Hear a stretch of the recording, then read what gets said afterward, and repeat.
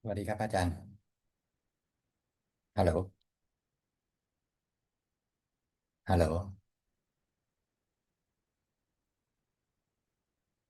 ฮัลโหลครับอาจารย์ได้ยินครับครับผมครับ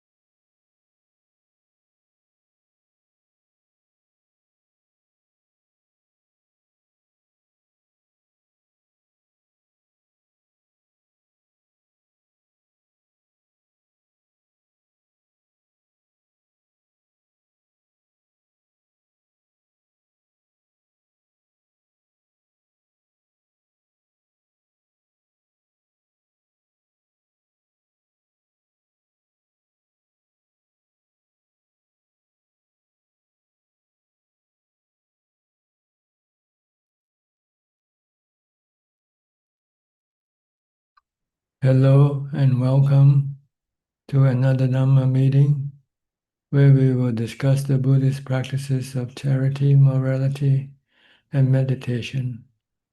Everyone is welcome to join.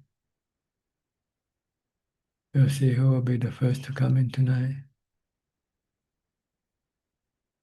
We have Miss May. Hi May, where are you from? Hi, Ajaan. Hi. Where are you from? I am currently in Prague, Czech Republic. Yes, and what is your nationality? I am from Myanmar, Burma. Myanmar. Okay. Yes. Yeah, this is my second time. How long you been in the Czech Republic now? Um, uh, 1 year and 3 months. Yeah, more than 1 year. I see you like it there. Um, that's also one of the questions that I wanted to ask. Okay. Yeah, actually, I like it to be here. The weather actually is snowing right now in Prague. Hmm. Yes. So what is your question today? Actually, there are a lot in my mind, and okay, I don't know where to start. Okay, first of all, thank you very much, Ajahn, yeah, for here and yes, and I'm seeking advice because I'm doing my second year PhD degree, and I wasn't very happy, so I am on the point of giving up or leaving my my degree, my study, and I discussed with my parents, and they told me that I it would be better like to keep going because I also practice meditation, and I went to Udo, Ajahn Martin, who is also a disciple of Longtang Mahabodhi, and I practiced there for some time. And sometime there is some kind of urgency or like images appear to me, and nothing really matter compared to meditation to me, and I wasn't very happy in life, but also I have my parents, and so I'm seeking advice how should I cope with the situation and how to convince my parents that I really want to practice meditation and I will give up my job. Sorry.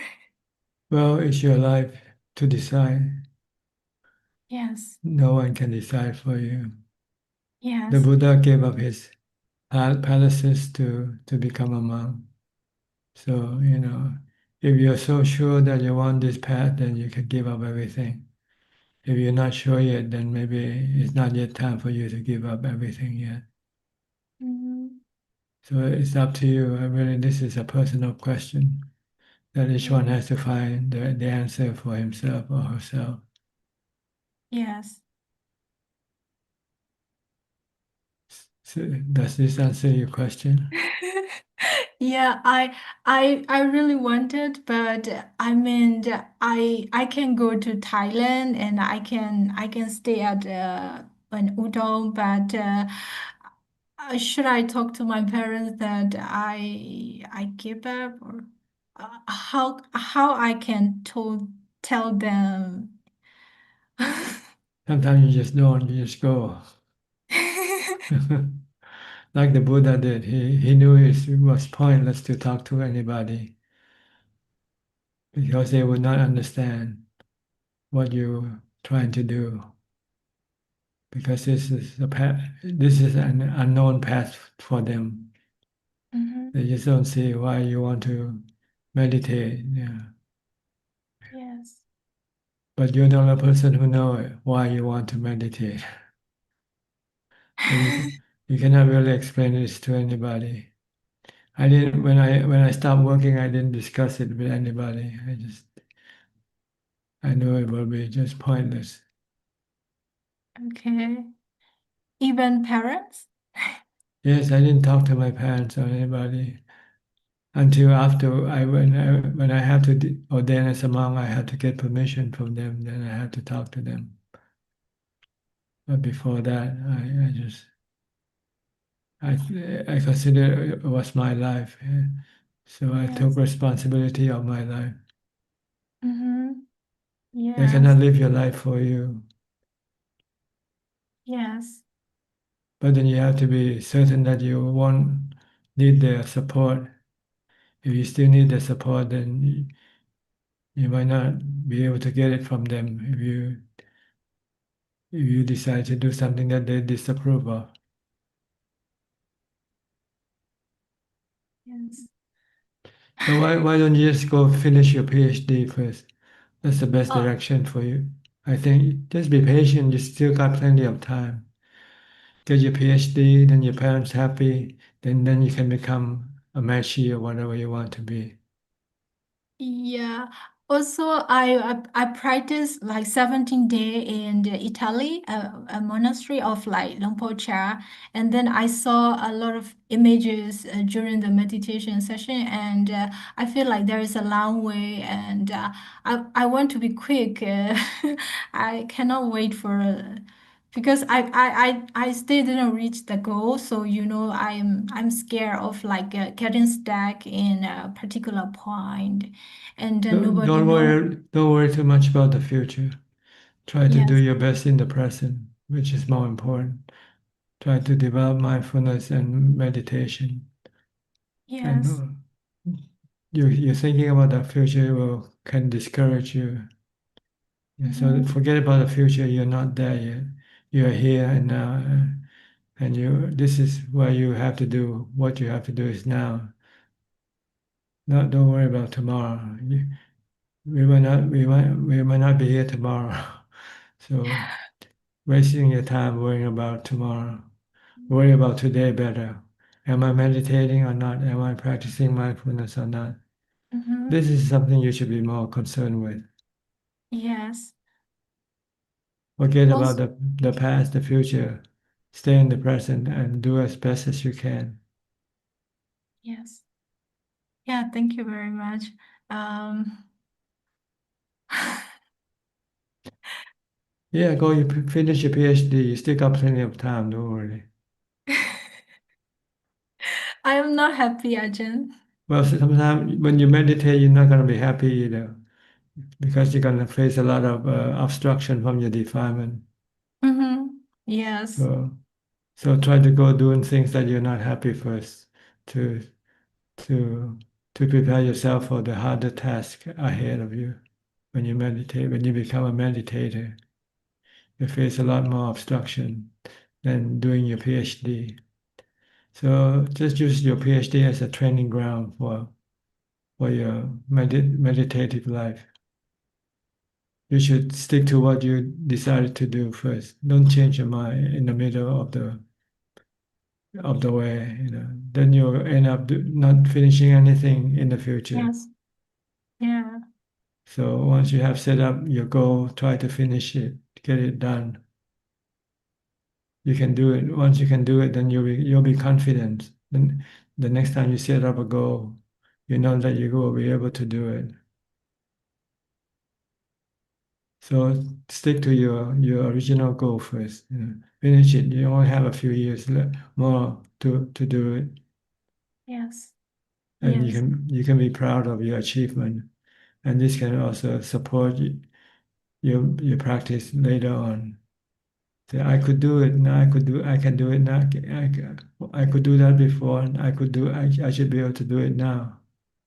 Yes. Okay, does this answer your question? Yeah. Thank you very much. Yes. Okay. Anything else? Yeah, basically yeah, that question. And oh, okay, so maybe that will be okay. Yeah. For now, yes, that's Okay. all. Thank you Nice very talking much. to you. Join us again whenever you have questions. Okay. Yes. All right. Bye bye. I'll go to Mark now. Mike now. I'm sorry. I'm Mike Sheffield from New York. Is Greetings, it very is Ajaan. it very cold now in New York? It is pretty cold. Yeah. It is in the 40s today, which is a little warmer than it has been, but going down to the 30s later on. So it is the middle of winter. Mhm. So how are you doing? Thank you for taking my. I'm good. It's good to be back on the chat. It's good to see everyone's faces. It's good to see you. Um, my practice has been going pretty all right. I've been pretty consistent this year after having a little bit of a lapse towards the end of last year. Um, and then today I wanted to ask Fra John just about an equanimity teaching. Uh, for sometimes when you feel like there's people around you who are not acting in the best way, but you're not in a position where you can really help them to get on a better path, and then how to deal with that in a way that's mindful and that can help them, even though if you can't like bring them all the way to behaving skillfully. Well, you just have to accept the truth. If you cannot do it, then you cannot do it. What else can you do? If you can do it, then do it. If you cannot do it, then you just have to accept the truth or the reality and stop trying to do something impossible.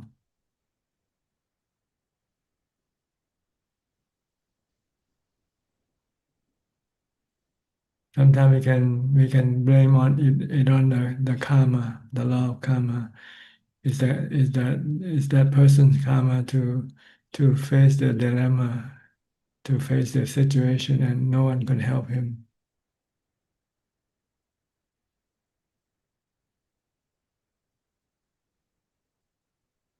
The problem is you cannot stop your thought, your craving to help other people, even though the rationale tells you not that you're not able to do it, but you still want to do it.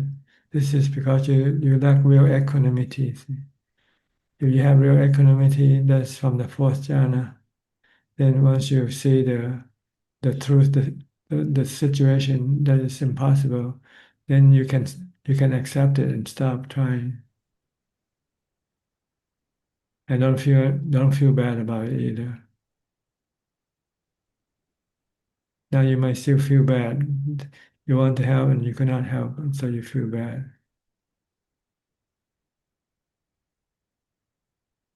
So, you know, what could you do? If you cannot do, then you cannot do. But you can try, keep on trying if you like.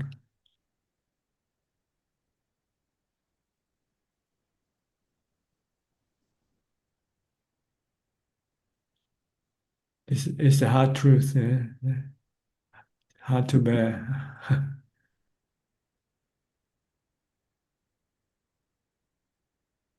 It's hard to bear, but you're very right. The fourth jhana gives you more insight into equanimity. It gives you more strength to resist your cravings. Mhm. Or you can try to look at the big picture. Eventually, we're all gonna end up dead anyway.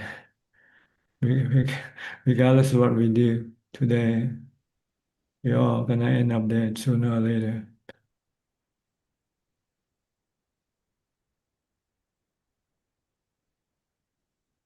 So try to to fix your mind rather than trying to fix your body or the physical situation, because the physical situation is temporary, life is temporary, but your mind is permanent. So it's better to fix your mind by teaching it to know when to stop, when to stop creating suffering for itself unnecessarily. This is due to our craving or our delusion, not being able to see the truth, the reality of the situation.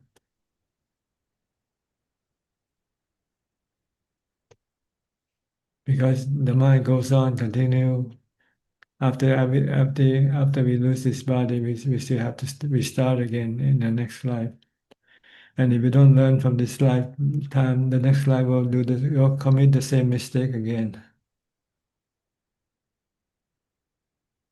But if you learn from this mistake, if you learn from this situation, then you will not you won't do the same mistake again next time.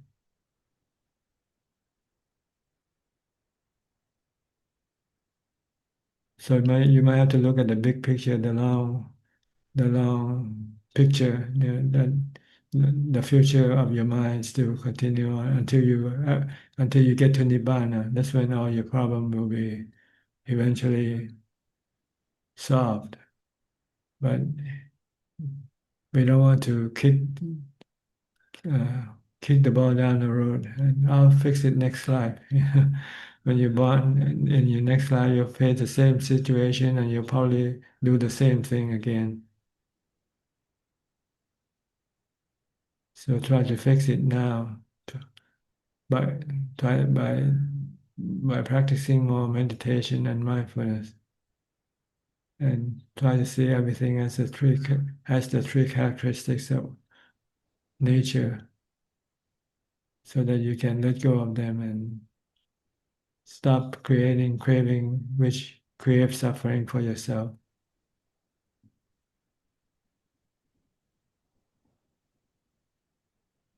Okay, It's very helpful, Tana John. I thank you so much. all right. That's all for today. That's all for today. I'm very happy to see you and everybody else here. So thank you again to everybody. Okay, you're welcome. Next, Jordan. Hi, Jordan. Yeah. You're in the dark somewhere in the forest of Chiang Mai. Good evening, Tanajan. I'm trying to make a little light for myself, so I'm not in the dark. But I'm north of Chiang Mai now in Mae Hong Son. I see. I'm not sure if I'm saying it correctly. I'm in Yes, you a big correctly. tourist town called Pai. Pai. That's where a lot of, Pai. yeah, it's where a lot of Westerners go to. Yes, a lot of Westerners come here to indulge in sensual pleasures, but I'm not one of them. I swear. I there's yeah, it's I came up here with my friend. We were going to visit another friend from Canada who's here, and I haven't Did you seen him get to yet. see did you get to see the piku that you were going to see last week? Yes, I did, Tanajan. I got to go and see Pra Jurgen. Yes. And we had a nice visit, and got to see him a couple times. He showed me around Wat Umong. And, How is and he after, doing? Okay. yeah, he seems to be doing well. He's Okay. still uh, he's still feeling a little bit unsure of uh, his visa process to stay in Thailand. He's But working on it. otherwise, He's working he's on it. working on it. Okay. Yes, and and he told me where Ajahn Tongdang's monastery is. I don't know if you know of the Ajahn Tongdang. Prajan Tongdang. This is the first time I heard of him. So Okay. He's another respected monk teacher, and he has a temple north of Chiang Mai, and I was able to go and pay respects to him as well. It's okay. So you have any Dhamma question or? I prepared a few questions for tonight, but they're in my phone. I'm so sorry. I'm disorganized. It's a little. I feel a little ungrounded when I'm traveling, but I have them written out, and I'm You looking can forward to ask asking you. later. You can ask Okay, later if you like. I'll try. Go get your Thank phone you. and try to. They're in the phone that I'm talking on right now, but I see. so I'll Okay. try. I'll see what I can do. Thank you so Yeah. much. Okay. I'll see you later. Okay. Maybe. Yes. Okay. Next we'll go to Lakshya. Hi, Lakshya. Good evening, Ajahn. I hope you're doing well. Thank you. I am. Yeah, thank you. Actually, I took your advice from last week on developing mindfulness and staying with Buddha. So that was very, very helpful throughout this week. And yeah, it was a great tool to center my thoughts. And then I found that once the mind was calm enough, I could stay with the work I was doing and not think when I don't need to. And I can also I could also drop Buddha for small instances. Now, what I found myself doing was so this habit of constant thinking is deeply ingrained. It's like a comfort zone. So at some point, it became like a choice. So at some point, it was like, oh, I can go to this very familiar habit of thinking, or I could just stay relatively silent and be present with whatever I'm doing, the work or anything else. So at this point it was like I didn't get a very strong determination to go with the other path and like drop thinking. So I was so my question is, I was wondering if you could please share some of your thoughts on dangers of thinking and why letting this process continue is not good, so that it's like it so that next time this happen I see it like a fire and it's like automatic reflex action is I don't even want to think. It's like if I'm able to stay silent, my mind leans towards silence. If you could share some thoughts on that, please. Well, right now your mind is driven by your defilements, driven by sensual pleasures, driven by greed for money and physical comfort, which can be uh, temporary. They don't last, and when they disappear, it can cause you a lot of suffering if you rely on this physical or sensual comfort. So you have to stop these thoughts about seeking happiness from physical or sensual pleasures and switch your way of having happiness by stop thinking. When you stop thinking, your mind can become still and can become real happy, much happier than whatever happiness you ever have experienced in your life before. So that's the purpose of stop thinking in the first place, to get your mind to become still and become happy.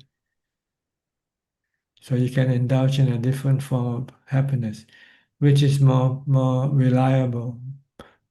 You can always, once you know how to do it, you can always do it.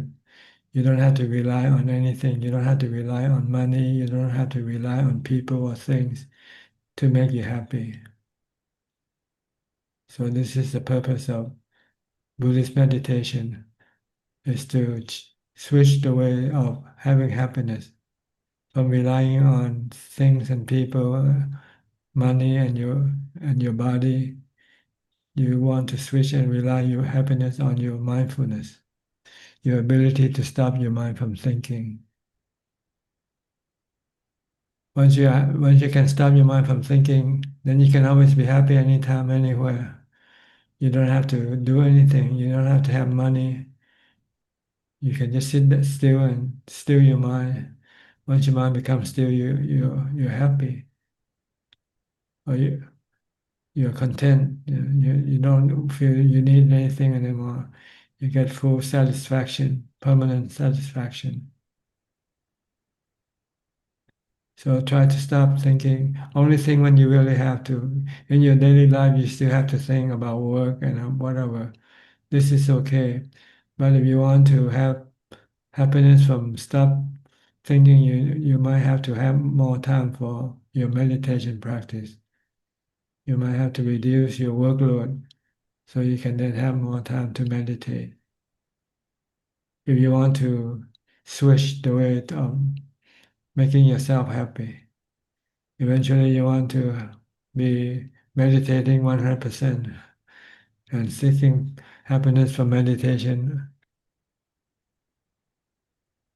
But before that, you have to kind of slowly adjust your your way of having happiness. Maybe have 10% of meditation and maybe 90% of work or whatever, and then increase 20% to 80, 30% to 70%. Slowly, gradually moving away from sensual pleasures and moving toward meditation pleasure.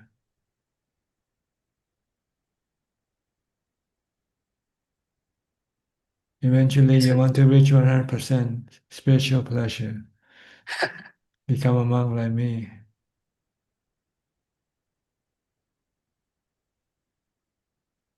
yes, Ajahn. I guess it is. This is uncharted territory for me, so it's new. So it's the mind doesn't like charges full on into like staying silent and goes back to thinking because it's known. It's like it's in the comfort zone.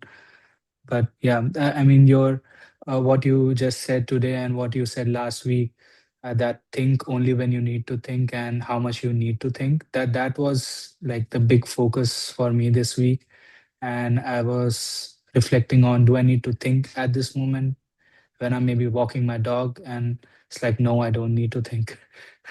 So it Yes, and maybe this week you should set up time for meditation. Say set an hour or 30 minutes to sit meditate each day. You have to start from somewhere.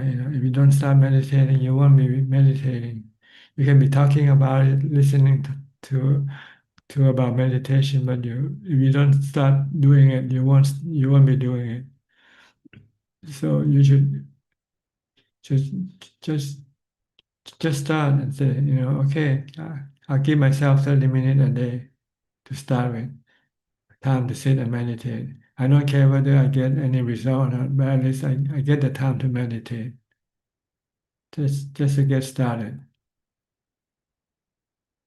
Or else you'll never have time to meditate. You always end up having something else to do all the time.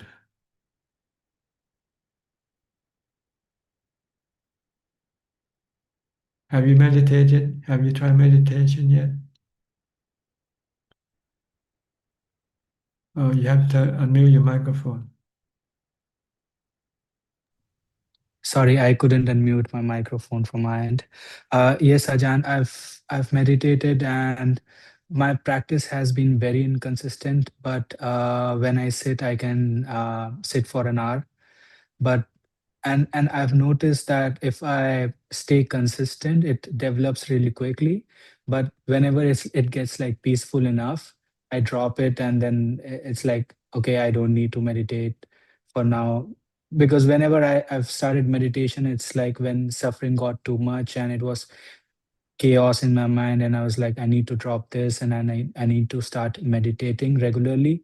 and then after 3 4 days it's like everything goes back to normal, and I slip into sensual pleasures, or I stop meditating for some time.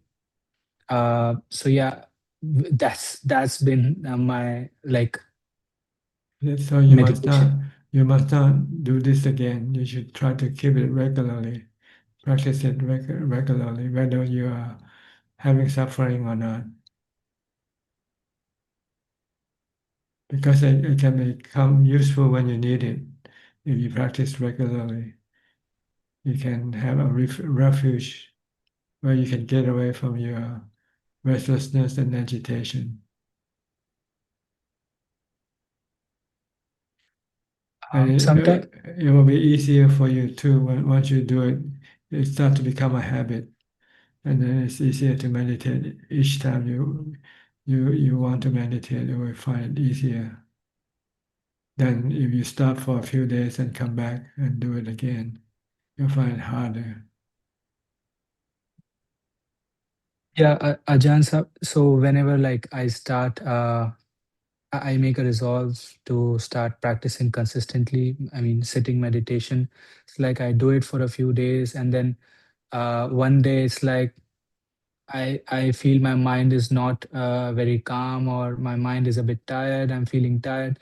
So in my mind, I'm thinking, okay, I'll not get peaceful today, or I don't feel like meditating, so I might as well sleep or maybe skip today. And that's how the pattern breaks, and it doesn't develop into an habit. It's like, yeah, yeah.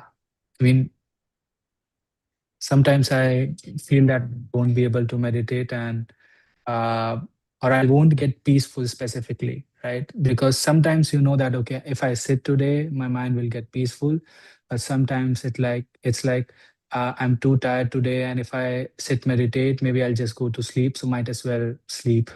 That breaks the habit. Yeah, if you are not consistent and you're not steady with your practice, you can fall into the trap of your defilement.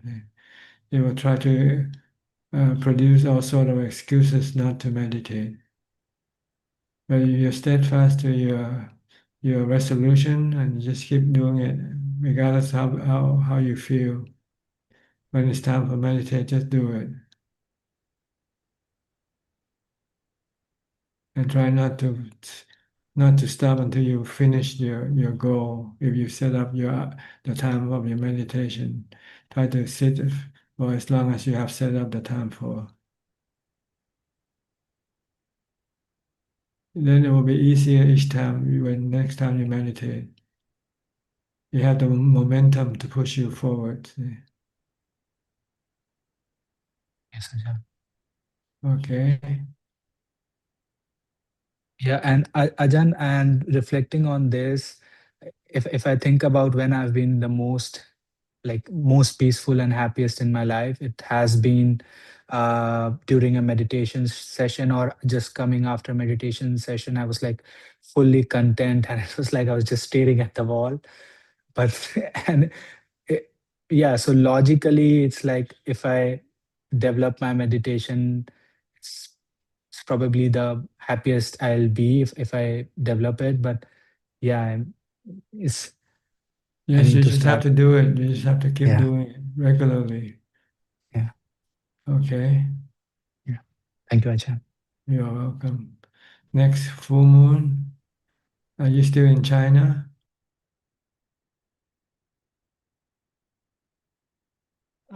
Good evening, Ajahn. Yes, I in China. Okay, how are you?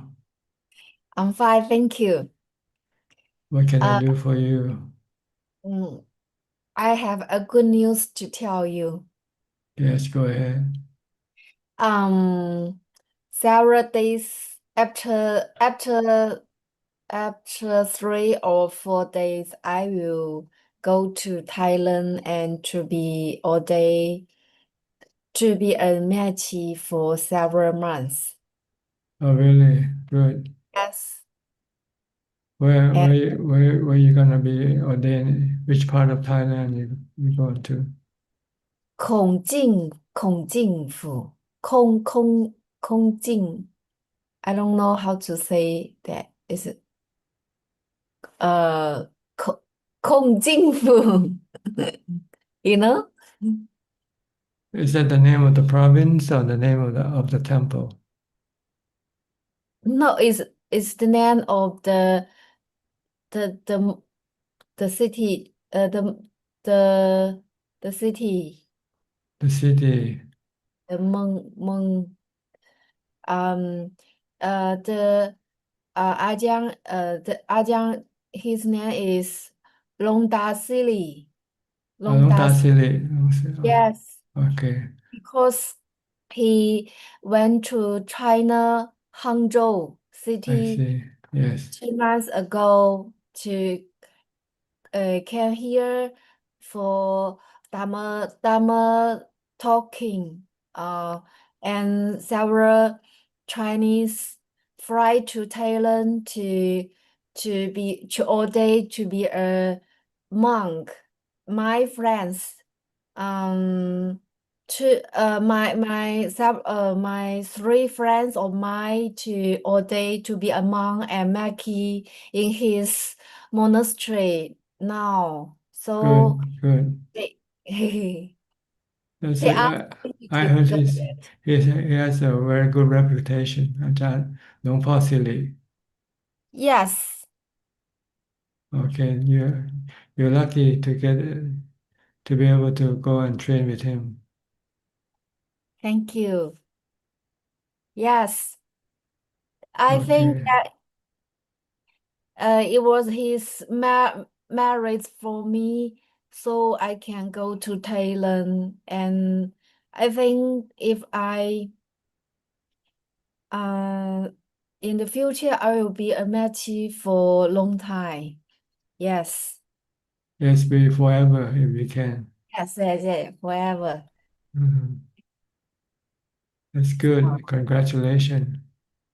Thank you, thank you. And I'm so thank you for you. You teach me to remote the Bhutto, and I feel good. I feel there is a good way for me to keep keep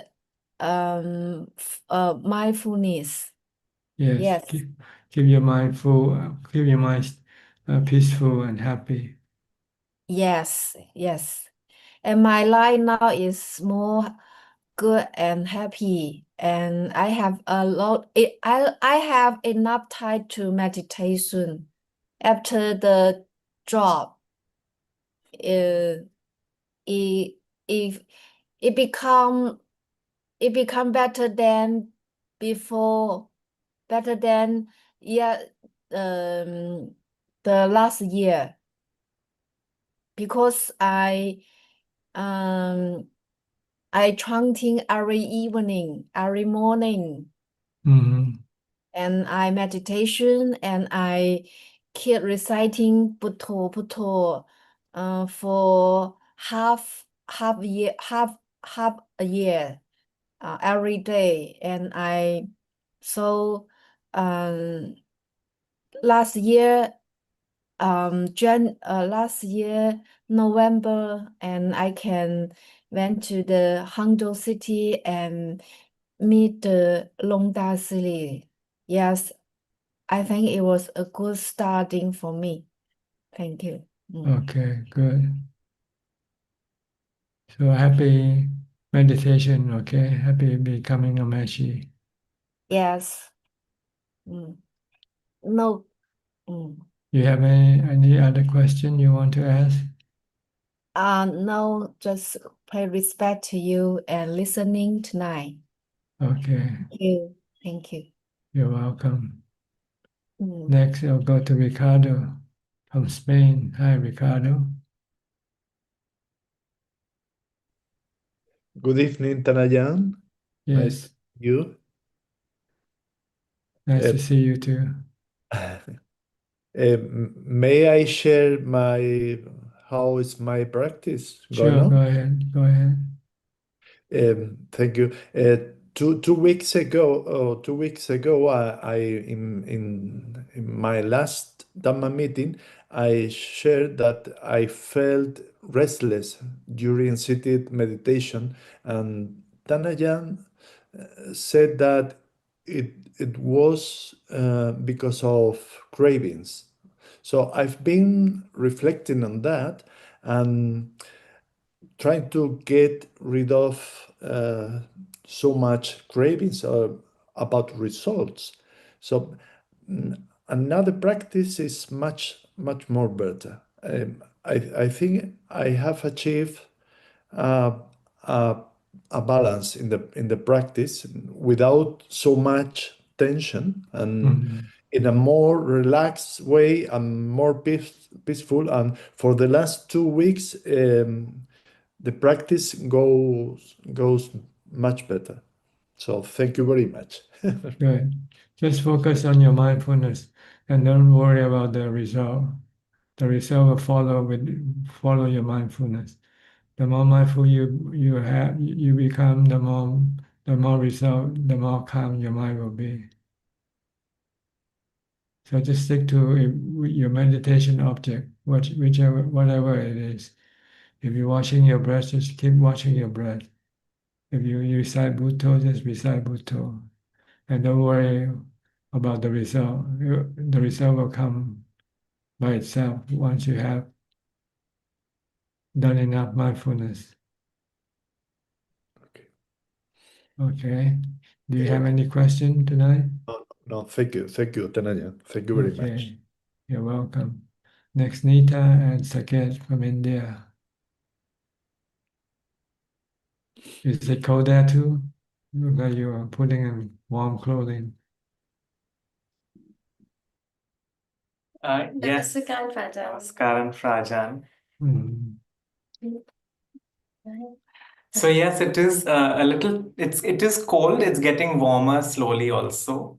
Yeah, I think the worst of the winter's over. Yes, Rajan. Yes. What can I do for you tonight? So Frajan, I was just wanting to report some progress today. Sure. Go ahead. One is that thank you very much for your guidance on sleep, which I'd asked a couple of weeks ago. And I think I had this fixed view that I should be sleeping 8 hours, and I think that was kind of holding me back. I'm now finding that I could reduce it by at least 2 hours every day. That's good. So that has helped a lot and opened up a lot more time in the day as well. And I'm Mhm. not feeling, initially there were some, pangs of annoyance but then mindfulness helped a lot. And I saw that those would also come and pass away. And then those didn't come, they've stopped coming, as much. So that is, and the body is also very comfortable. It's not very uncomfortable reducing. So thank you so much for that guidance, Rajan. Okay. You're welcome. And also, we are trying that in 2026, as you had suggested, that we should see if we can cut down on our travel. So this year, we are thinking we'll, for the most part of the year at least, reside in our hometown. And we will be canceling we had some, selected at some retreat in Thailand, etc. But we decided to put all of that on the side and just practice our meditation. And we'll be trying to do some self retreats.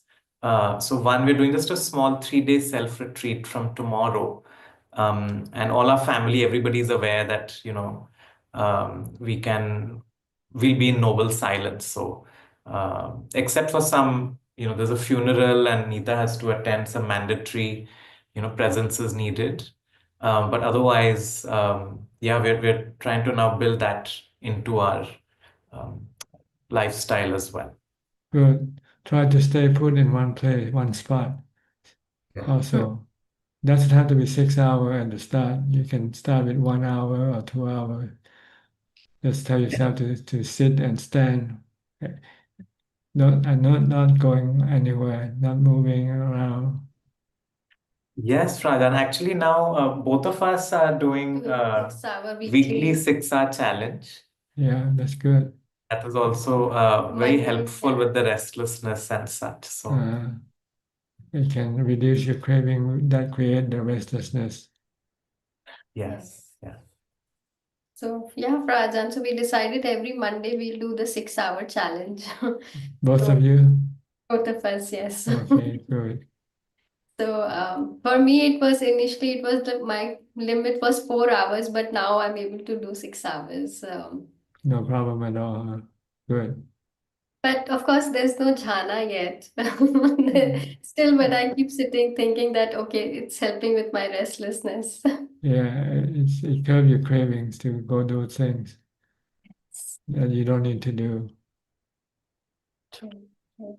Just keep doing it. It depends on how you use this 6 hours time with. If you can meditate and using mindfulness more, then I think you can get more result. Mm. You can sit down, meditate, and then after you feel tired, you can get up and stand and do standing meditation.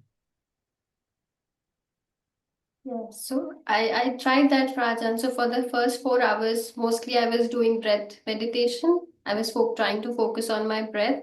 And for the next 1.5 hours, I did chanting. And the last half an hour, I did metta meditation.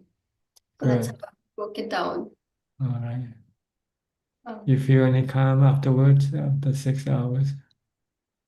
it was nice. Yes, it was peaceful. Of course, whenever I feel like the jhana is gonna come, I get excited and then everything goes for a toss. So Yeah. You should not get excited. You should not react. Just continue on with your focus on your meditation object.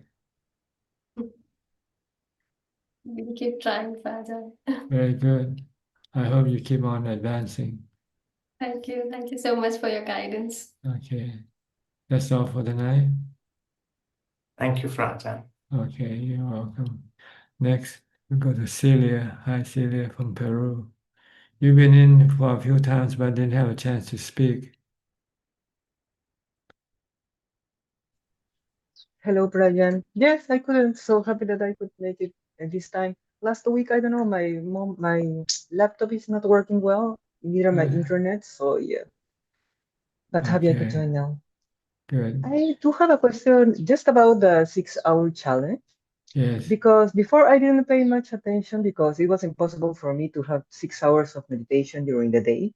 But now I plan to stay meditating like one night, all night. So I thought that I might try the challenge now, no? Because now I definitely will have enough time. But I good. actually have some questions, no? Sure. Yeah.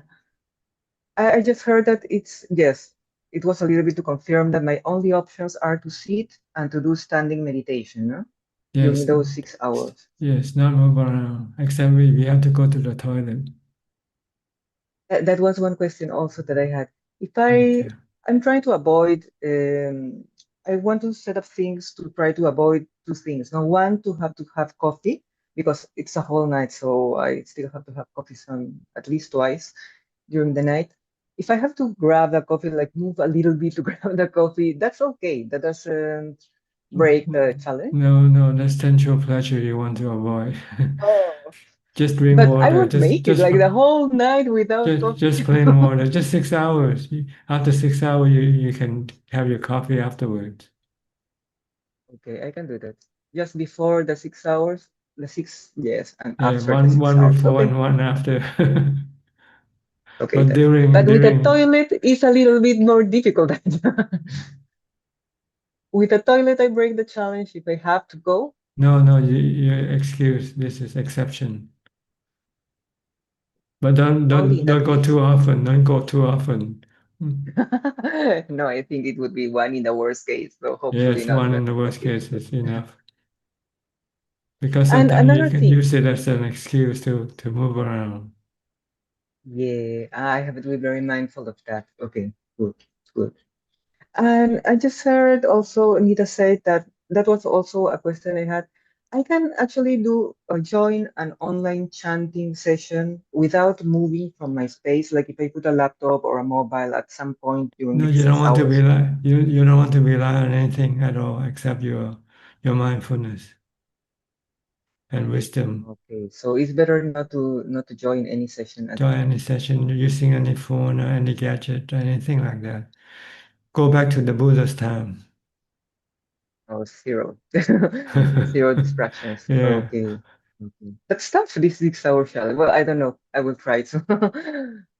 Okay, good. So I can do that afterwards, but not yeah, during the 6 hour. yeah. Okay, You can do perfect. Okay, anything I'm quite afterwards, excited but because yeah. yeah, try to stop doing Okay, I things will for leave a that. change. You know, Yeah. Sorry, what? try to stop doing things for a change and do nothing for a Okay. change. Just standing and sitting. Yes. That was tough. I never do standing meditation, so I'll see how it goes. It can be I read it can be open eyes or closed eyes, no? Yes, you can do anything. Open or close your eyes if you like. You can sit or stand however long you want to do. 6 hours. But it Okay. would be I'm better pretty to excited because I always yes, it would be yes, sorry. better you can sit for a long period and then afterward you feel tired, then you can stand up and do standing for a long period. If you I was can. thinking to sit 1 hour and a half and then standing 1 hour and a half and then sitting That's 1 hour okay and a half. too. That's Is that okay.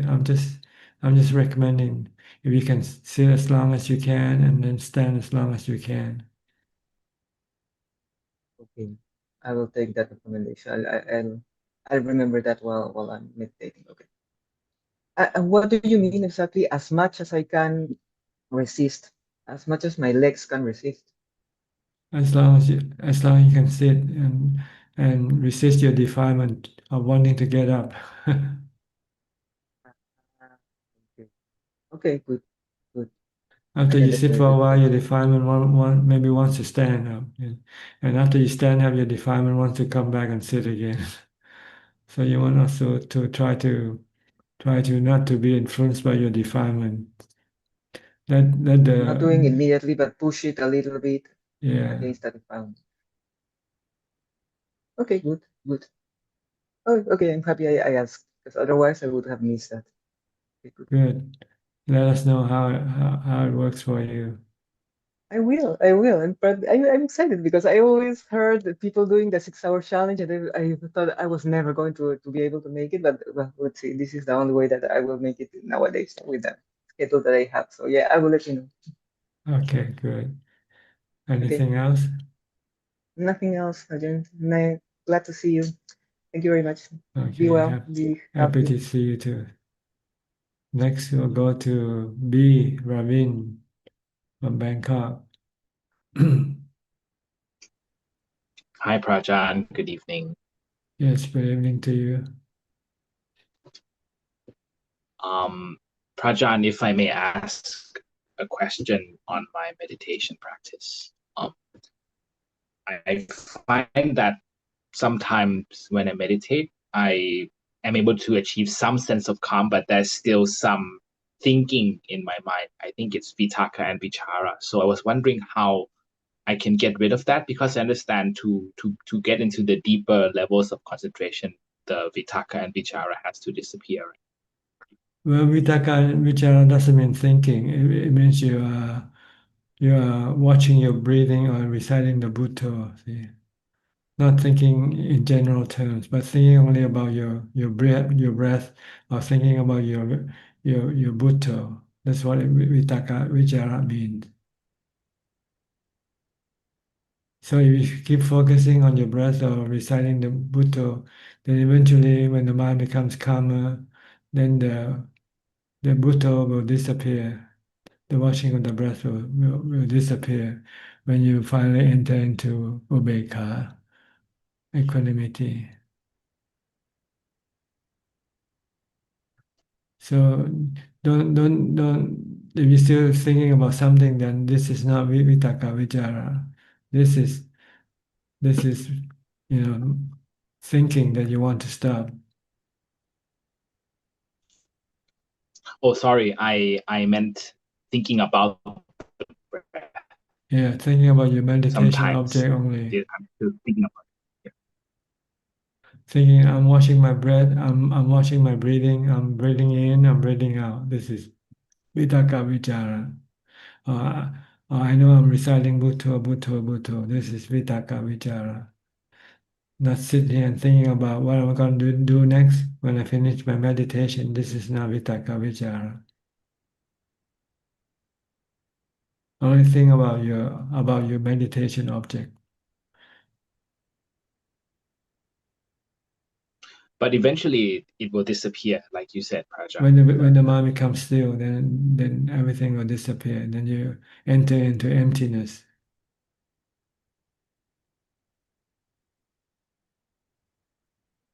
Sometimes I feel bliss. Is that normal? Or that should also disappear? Bliss like sukha, I think. Like internal bliss. Yes, eventually everything will disappear. All you have left is just contentment, peace and contentment, or ubeka, equanimity, merely knowing. So Praja, I don't have to try to stop my thinking of my breath, right? Eventually, if Or you have to watch your breath all the time in order to get into emptiness. See? Watching your breath is like walking up the stairway. You have to walk up the stairway to get to the level that you want to get to.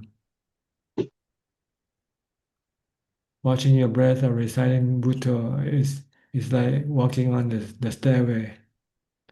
So you have to keep walking until you eventually reach the level that you want to get to. Then you don't have to worry about the stairway anymore. So you keep watching your breath and reciting Buddha until your mind becomes still. Then the stairway will disappear.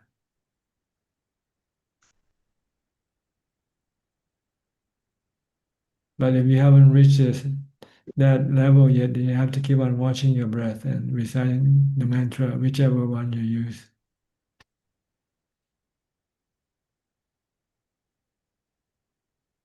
so the breath is the path towards equanimity. It will serve as a tool to get me to equanimity. Yes, the path or the stairway leading to the destination that you want to get to, which is emptiness and stillness. Understood. So Prajan, the breath and Buddha is just one of the 40 meditation objects listed in the Tipitaka. In the scripture, yes. But in the four It's foundation of mindfulness, scripture. the Buddha recommend the watching of the breath as your object of meditation. Anapanasati. This is the principal object of meditation.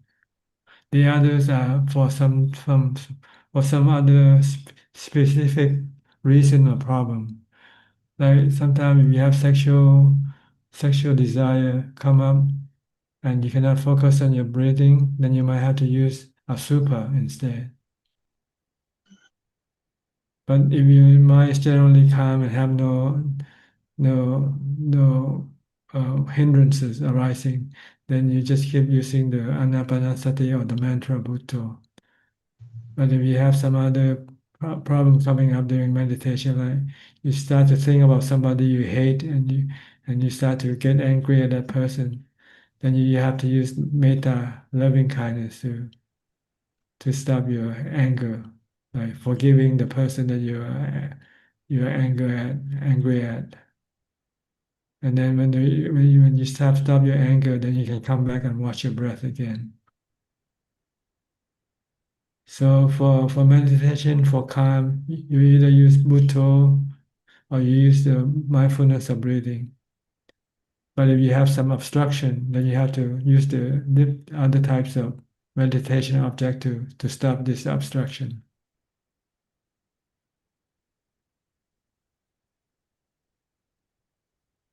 Okay, you understand? Yeah. Yes, I understand, Prajan. Thank you. Okay. Thank you so much. Is that all? Yes, that's all for now. Thank you so Okay. much again.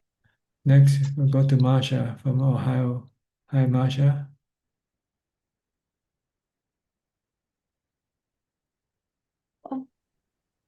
Yes, go ahead. You can talk now.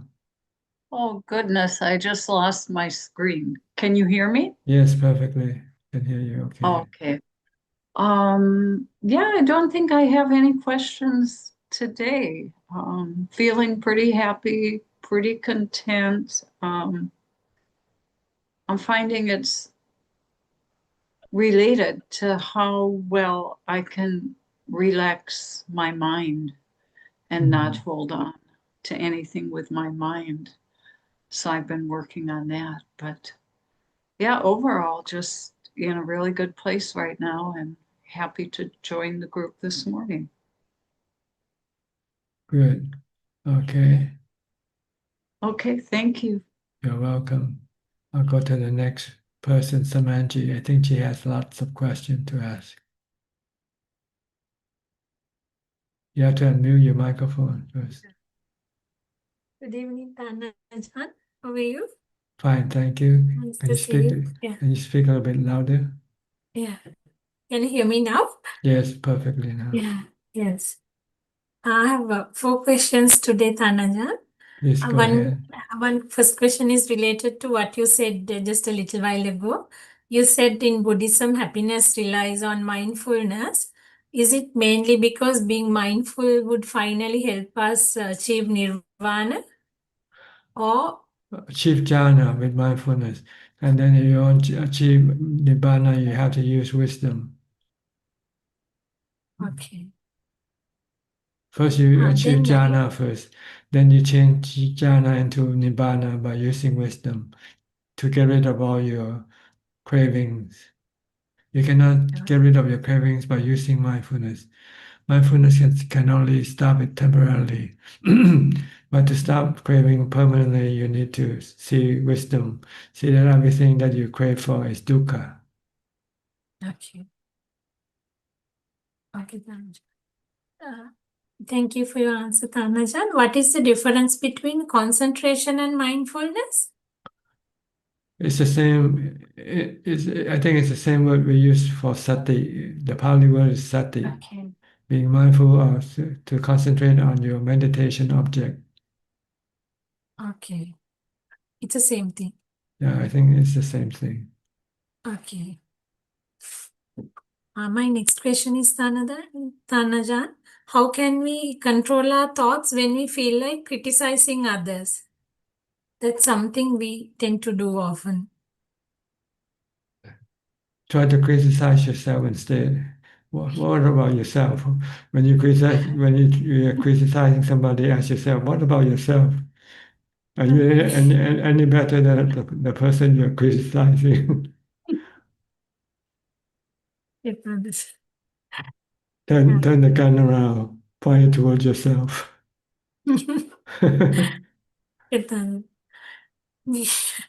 Next question is, how can we work with ego as it's a strong hindrance on the Dhamma path? How can we control our ego? It's one of the most difficult things to control, I think. You can lead your ego in the good path, not in the bad path. Don't lead your ego toward the defilement. Lead your ego toward the Dhamma path by following the Buddha's teaching. The Buddha say, avoid doing evil karma, do only good karma, and purify the mind. This is the direction you should direct your ego to go towards. Not to go after wealth, not to go after power, not to go after uh, recognition, not to go after sensual pleasures. Okay, Tanachan. Yeah. Thank you. And my last question is, this is what something I have noticed in many families. I see that many housewives, they disrupt their family life and leaving behind their children and spouses. They just they dedicate themselves to a religious life. It's not that it's not that they go out and become nuns, but they just spend more time engaging in religious activities while not being absent from home. After marriage and having children, Tanajan, can a woman commit to a religious life in a way that disrupts her family and responsibilities?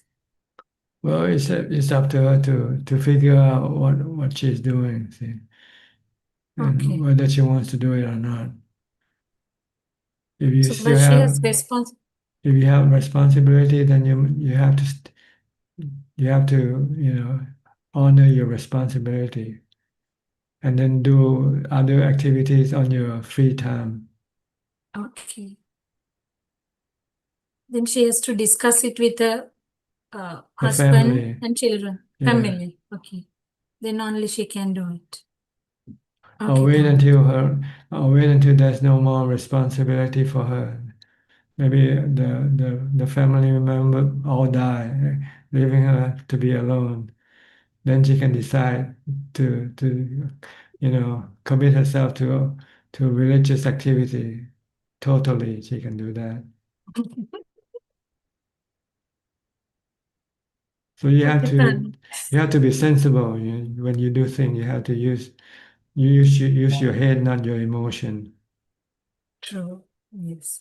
You have to see that whatever you do doesn't hurt other people, even though what you do might be good karma. But if it affects other people, then you have to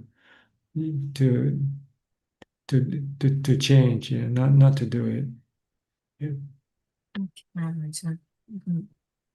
And thank you for your answers, Tanajan. That's all I have today. Okay, good. Nice talking to you, Tanajan. Nice. Thank you for your question. Hope you have some more later on in the future. Okay. Yeah. Thank you. You're welcome. Next, Tommy. Hi, Tommy. Are you still at the same place where you were last time? Still in the same place, Ajahn. Yes. How are you?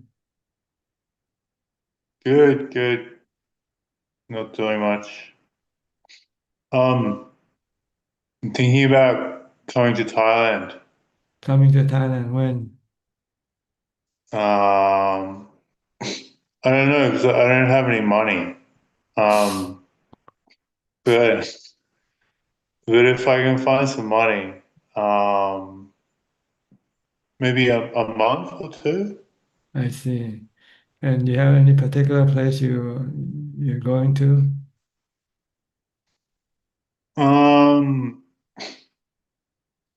I don't know because I was thinking going for another ordination mission. Back to Wat Mapchan? Probably not Wat Mapchan. I see. Yeah. I don't know. Do you have any ideas? No, just wonder.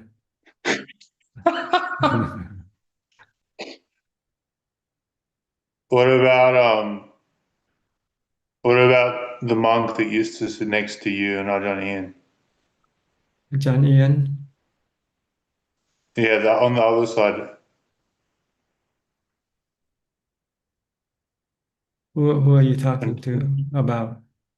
I'm trying to speak in code. He used to be in the army. Oh, John Wanchai, yes. Yeah. I think we have a person, Sammy. I think he's staying there now and getting himself to be ordained. You can try to stay there. Okay, that was one option. Yes. And I saw this other monk at Pupasung. I never heard of this place. Where?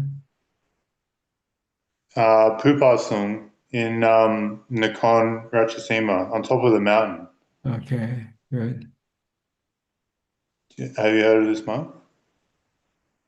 No, I haven't heard, but I know a German monk who used to stay with me, and he's spending time somewhere around there. I'm not sure if it's the same monastery or not. Yeah, I Is that think where there are few foreigners there? no foreigners. It's just a Langpo Put looks it. I see. As Okay. like it looks like a tourist attraction, Uh-huh. but I don't know. I think like the monkey seems alright, and he's quite young as well. But I don't know. Yes, you just have to go there and find out for yourself whether it's suitable for you or not. Okay. Just look around. And Whether my you yeah, what were you gonna say? just go look around the monastery that you think might be suitable for you. Like Pusanko, Ajaan Wanchai, that's a good one. Ajaan Martin is another one. Have you heard of him? Ajaan Never. Martin, a German monk. Why you laugh? No. We're reading. um well my other idea is to live in Laos because they have 1 year visa Uh-huh. and then I can Yeah, just live on the border. yeah, and come over from time to time, right? Yeah, You can when I enter get bored. Thailand for two months visa each time you come in. Yeah. I wanna go live on Phuket Kwai. To where? Phuket Kwai, Buffalo Mountain. To Khao Kwai. Okay. Yeah. And then Good. when I get bored, I can just come annoy group Ajahns in Bumkan and Sukarnakan, then go back. Okay. Yes, you just Yeah, have to look that's around for the right place for you. There's lots of monasteries in Thailand, and yeah, you might find one that is suitable for you. yeah, maybe.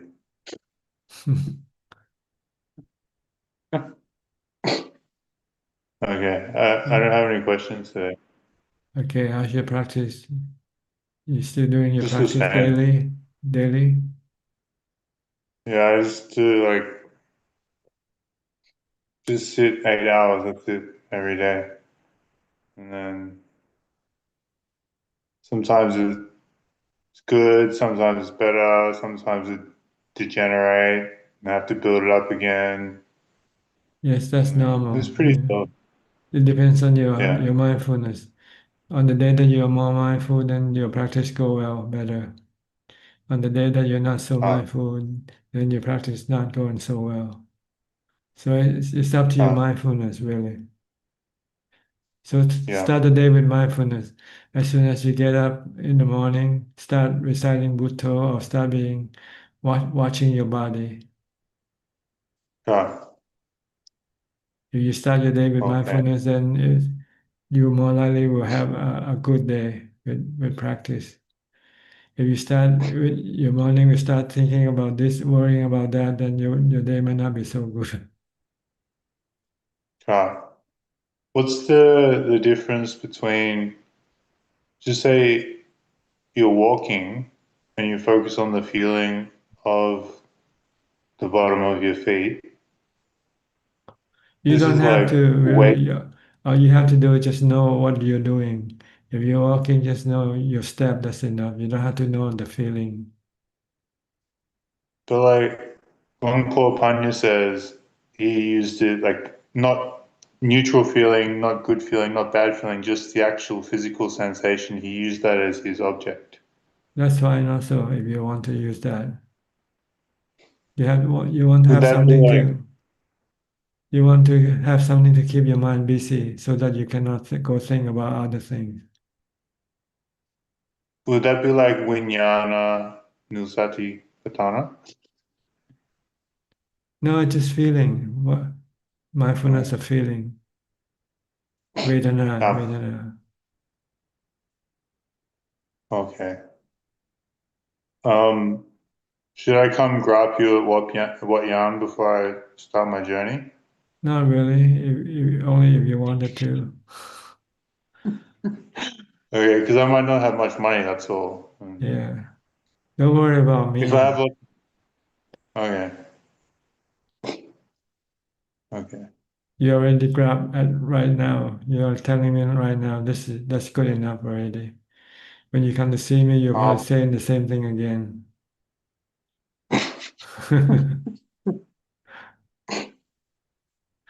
And I'm quite busy really. I have people, when I come out and meet people, there's so many people who wants to come and talk to me. So you probably won't have much Okay. time to talk. I think the best time to talk to me is right now in the Zoom meeting. You can have Okay. most of your time, a lot of your time. Okay. But if I'm out meeting people, there's several people coming waiting, and I could not spend too much time on one person alone. Okay. So just go ahead and enjoy yourself, looking for the monastery to practice. Oh, Okay. okay. Thank you, All Ajahn. right. I hope you find the money to travel in the first place. Me too. So you might not be here if you don't have the money.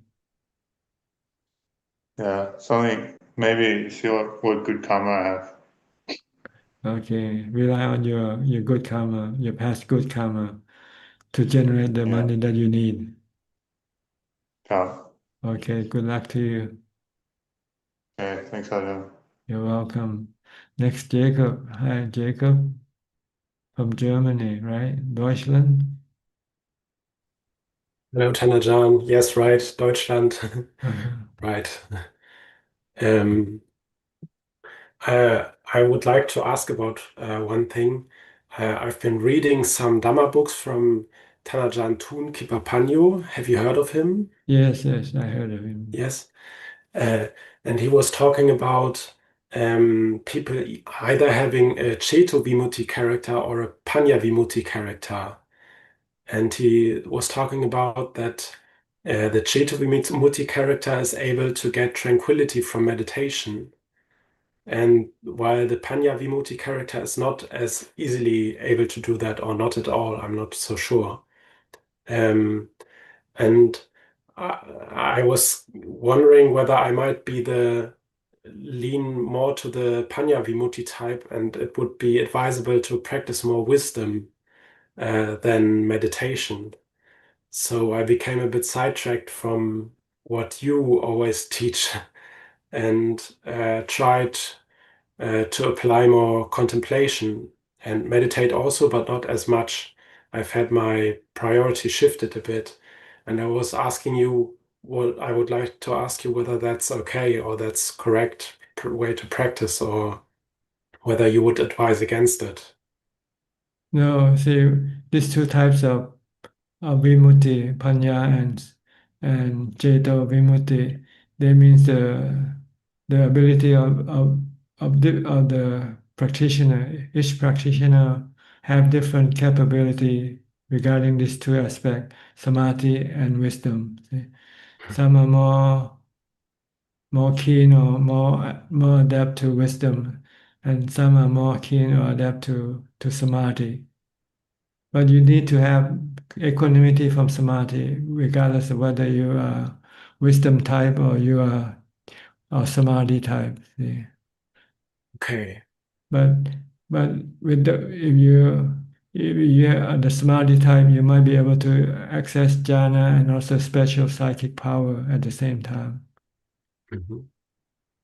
See, lots of people who are the Jato type, they have this ability to access the psychic power, recollecting past life, able to connect with spiritual beings, for instance. Mhm.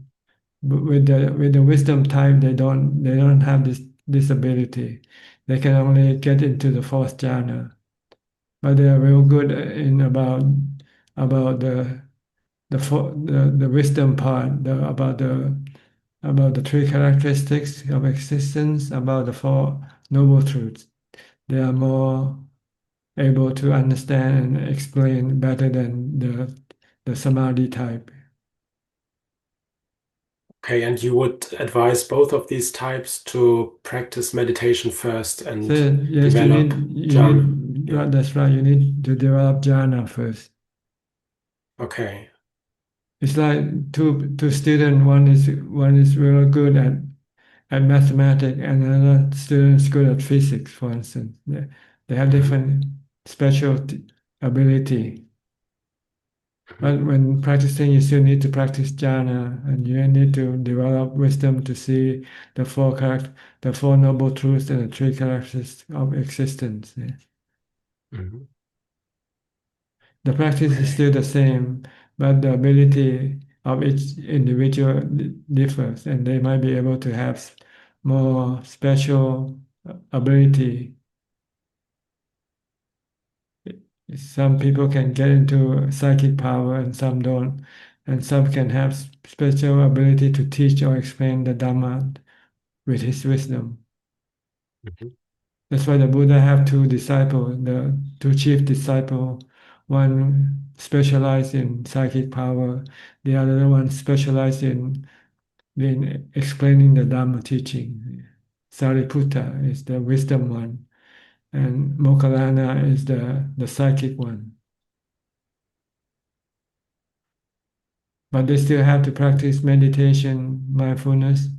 They have to have the fourth jhana before they can go and see the Four Noble Truths and the three characteristics of existence. This is the minimum Okay. requirement of everybody who practices for Okay. enlightenment. Okay. So your type doesn't matter. You still have to sit and meditate to get to the jhana. Once you have the Okay. jhana, then you have to understand the Four Noble Truths and the three characteristics of existence. Okay. So I did that wrong recently. Yeah. Yeah. Okay. That's usually the trap the defilement wants you to fall into, not to meditate and use wisdom only. Yeah. But wisdom without samadhi is useless. You don't have the strength to resist your defilement. Mhm. Like right now, we all have a Okay. lot of wisdom. We talk a lot about Four Noble Truths and the three characteristics of existence, but we don't have the ability to stop our attachment to them Mhm. because we lack jhana, we lack equanimity. If you have Okay. jhana or equanimity, then you can stop your defilement. When you see with wisdom that your defilement is the one that causing you the suffering. Okay. Okay. Yes. And maybe have we got time for another question as Yes, well? yes, let's go Yeah. ahead. I'm considering ordaining in the future at some point because I believe I just won't manage to get as good results in the household life as it might be as a monk. And I've made a promise to my parents that I won't become a monk until 2030, so I will have to wait until then. And I've also made the promise to my parents that I will take care of them when they're old. And they live in Germany, and I think it's not really possible, also because they won't really respect the monks' rules, to care for them while in robes. So I have a loose plan on maybe ordaining in 2030 somewhat, maybe only as a novice because I think I won't get my parents' permission also, and then disrobing when my parents are old and taking care of them, and then becoming a monk as soon as they died. What do you think about this plan? Have you got any advice on that? Is that the correct way to planning such a thing, or what would you say? Well, since you live in a different culture, the way you're thinking and our thinking is different. See, in Thailand, people respect monks and they don't expect to rely on monks to support them. Hmm. Even their own parents don't expect the monks to look after them. But the Buddha allow monks to support their parents by sharing the food that they collect from alms round, for instance. We can share this with our parents. Hmm. But usually parents don't rely on monks. Once they become monk, they don't want to disturb the spiritual practice of the monk. They think this is more harmful, more to disrupt the practice of a monk. So they Okay, don't okay, want to interrupt the spiritual life of a monk. Once the son okay, or daughter become a monk, then they're just don't have anything to do with them, not relying on them anymore. Mm-hmm. Okay. But Yeah, I guess that would be different.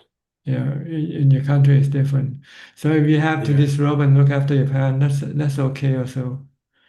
Okay. As long as you can still continue practicing at the same time, because you don't look after them all the time, right?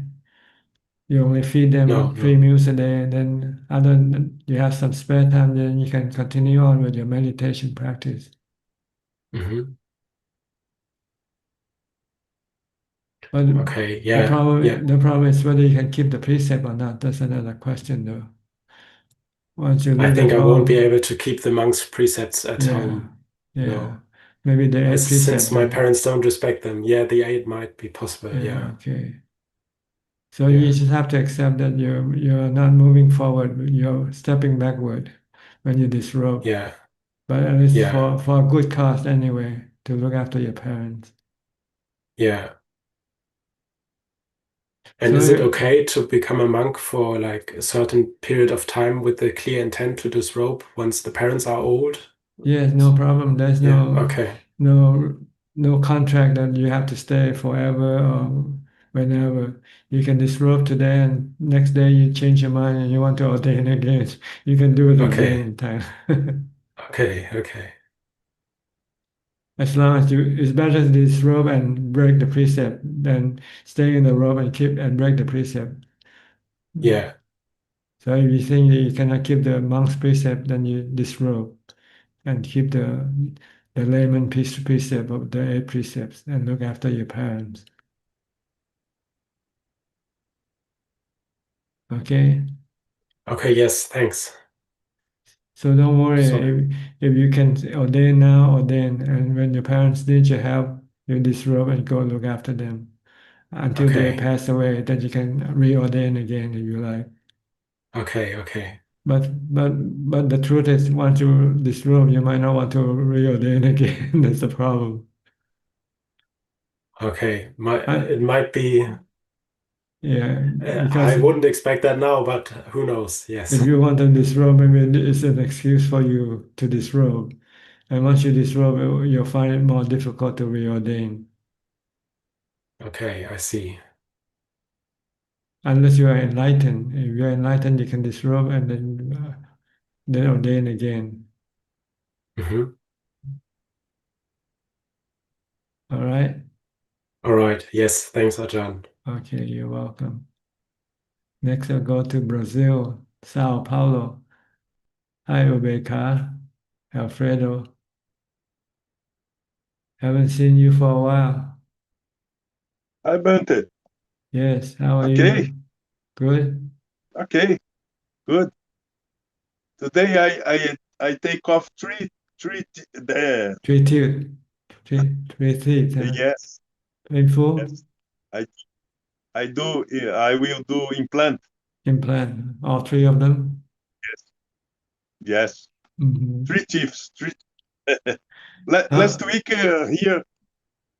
how many Last week the how many implants you already had? what? How many implants you already had done? Oh, this is the first time to Uh, get new.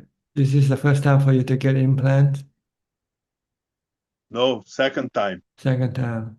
Before how many? Yes, two teeth here. I Today see. three Three. So you got five. is yes is one teeth is 2,000. 3,000 is 7 vezes 5, 505 vezes 3, 30. 50 dollars. $50. Not 50 not hundred, 50 hundred dollars. $5,000 for one implant. Yes, for one teeth. Three teeth is 15. $1,000. I see. Okay, very expensive then, huh? Who pay Yes, yes, for very it? expensive. You have insurance or the government pay for your implant? No, no. You pay yourself, huh? Yes, yes, yes. Okay. not paying one time, né? Is dividend, né? Installment. How many Yes, months? yes, yes. 12 months? 12 month installment or What? how many months to pay for your teeth or your 10 implant? times. 10 months. 10, Okay. 10 months, 10 months, Okay. 10 months. It's better, né? But because if not do, the pain is bad, né? Yes, you have to remove It's it. as I have And 62 years, né? But 62 is long not time. not good. Yes, yes, yes. Sorry, but last week the light here down, I turnover. see. No power. Yes, yes. In forest is bad. The trees fall. The trees fall. Oh, Rain okay. a lot now. Mhm. Very hot. Rain a lot. Okay. Very wind. Lots of wind, storm, Well, rain. yes. Oh, strong. It's Okay. okay. All right. Meditate, né? Yeah. Peca, né, but eu peco. Ubeka. Not, Yeah. yes. No Not, reaction. Just merely knowing. yes. Yes. Only knowing, né? But Okay. hindrances, né? But the hindrances, for me, hindrances is more important, né? No hindrances. No hindrances. No, No angry. no. Yes, no delusion, no dreams, né? But dreams. No dreams, né? But Uh-huh. is Okay. more important to my practice. Okay. And it's no bad not have a lot of friends, né? Friends. Yeah, it's I better to be not alone. The best thing yeah. to do is to be alone. Yes. More alone. Yes. If you know how The to other people. meditate, if you know how to meditate, you don't need people to be your friends. You can be your own friend. Yes. I am my friend. That's right. You are your own refuge. Attahi atano nato. Yes. Self. Do you know the expression self dhamma? Self-dhamma. Huh? Self dhamma. Okay. The dhamma is dhamma, né? But the dhamma is Uh-huh. all things, né? Self dhamma. Self Buddha, self Sangha. Yes. Be your own Yes. refuge. Be your own dhamma. Yes. Dhamma, Buddha, and Sangha. Yes. Okay. Good. Happy to Good. see you again. I hope you get your teeth fixed soon. You have to wait for Yeah, oh, another. thanks. Okay. Thanks. All right. 3 o'clock today. An Okay. afternoon. Okay. Bye. Thanks. Bye. Next, Christine Koye from Penang.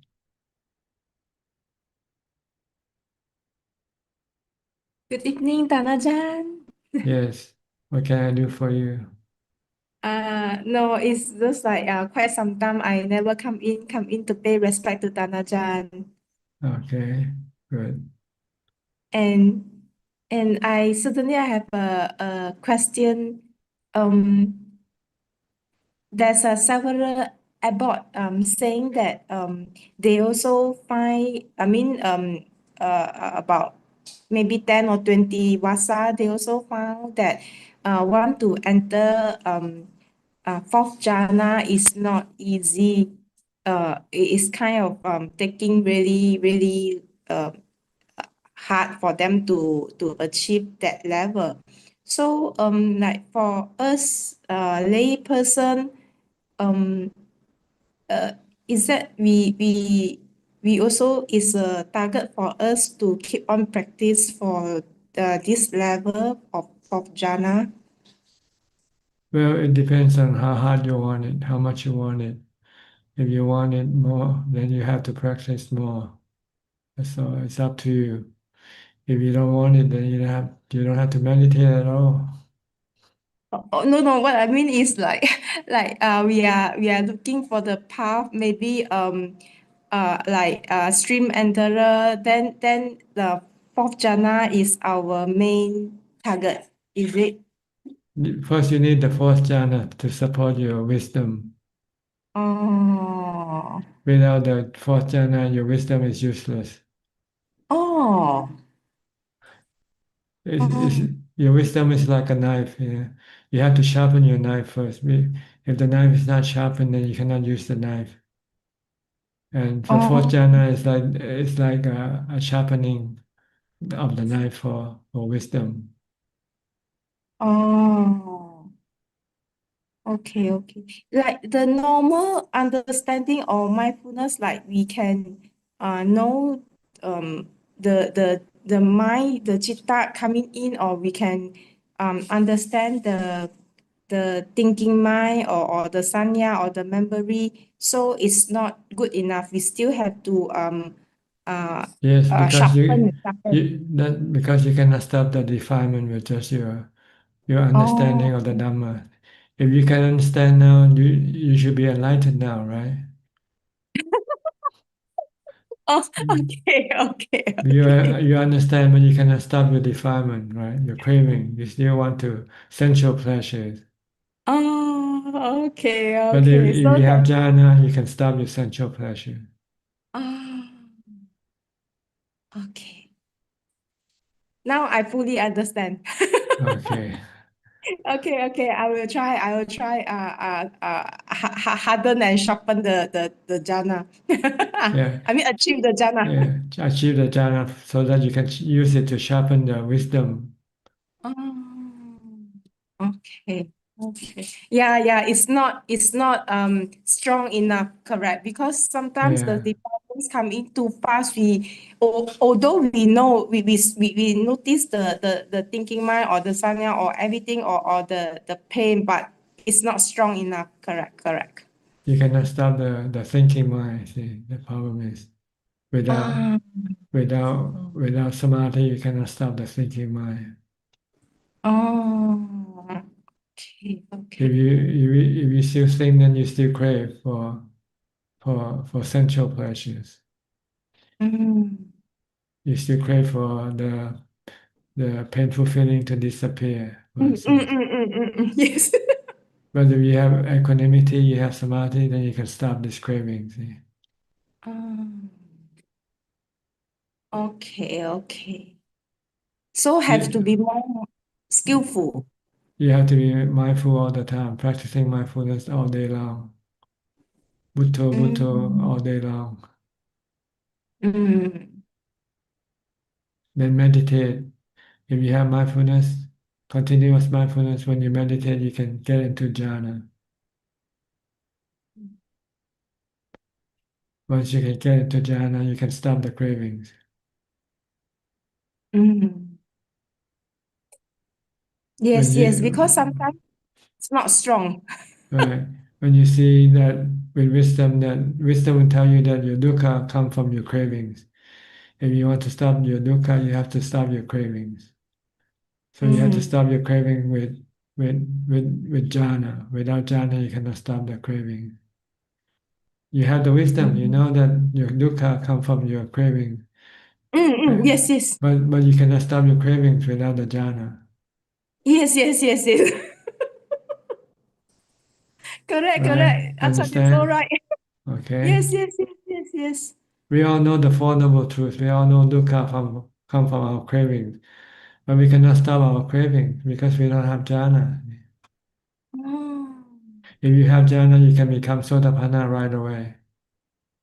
oh. That's what happened when the Buddha gave his first sermon, first discourse to the five ascetics.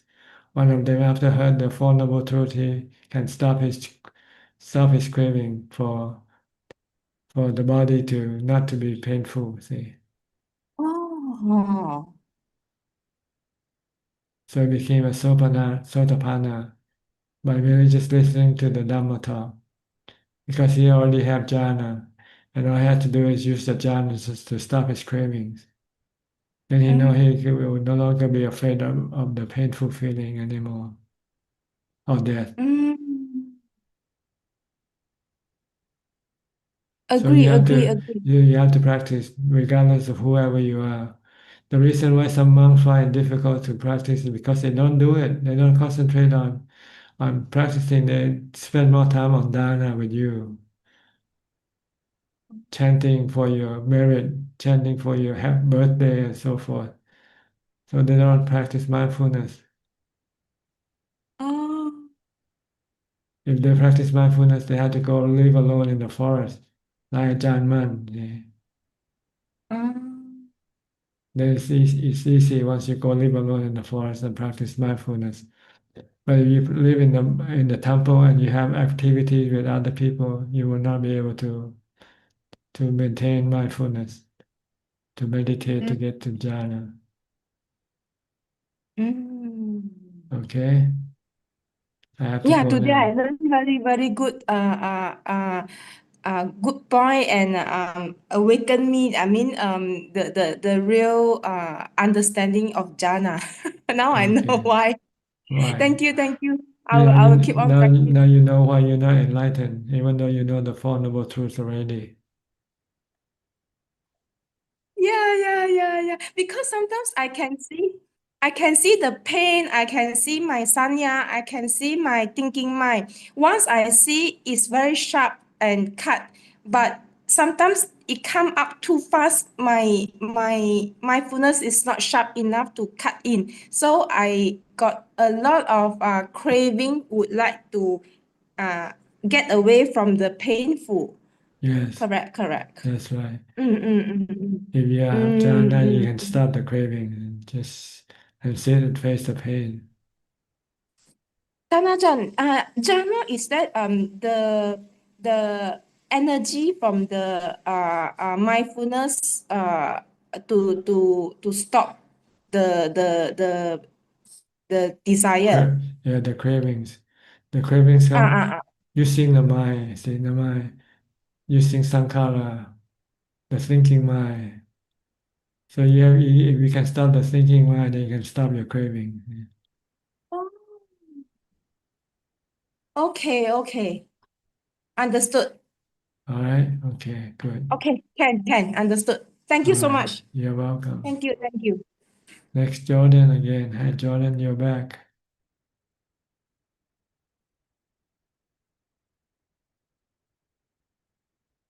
Can you find your question yet?